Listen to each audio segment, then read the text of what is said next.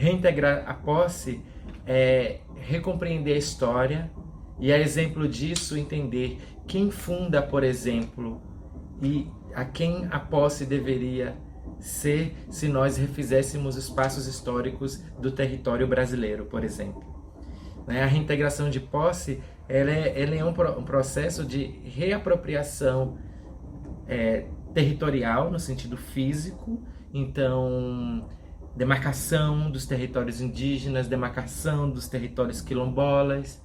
Ele diz respeito ao apoio aos processos de ocupação e luta por moradia, porque o nome reintegração de posse não deveria ser dos donos dos imóveis, mas sim da população preta, trabalhadores indígenas, que sempre estiveram a construir essa mesma materialidade nessas mesmas casas e que nunca tiveram acesso e possibilidade de, de ter a posse, Isso é no sentido físico, territorial físico, mas existem outras camadas que são fundamentais também em relação a esse conceito, que diz respeito a trazer para si e trazer de volta aquilo a quem se pertence, a construção da cultura e da subjetividade.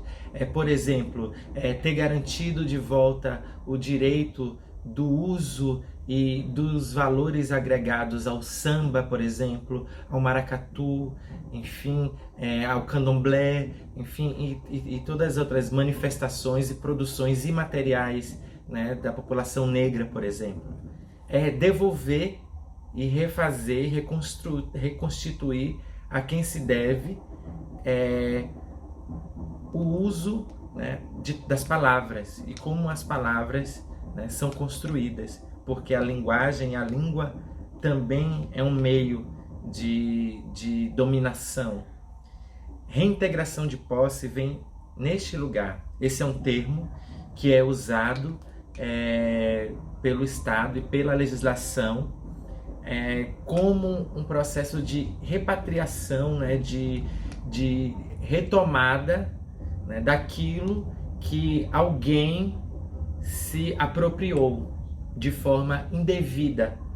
Só que essa reintegração de posse, segundo essa legislação, está a serviço, obviamente, da manutenção de um saber, da manutenção de um poder político e cultural que excluiu pessoas como eu, que foram construídas distantes dessas atmosferas do poder, que excluiu desse lugar do pertencimento, da posse, inclusive.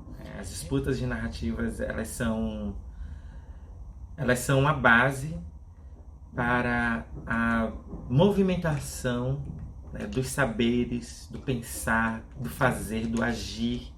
É a base para a movimentação das culturas.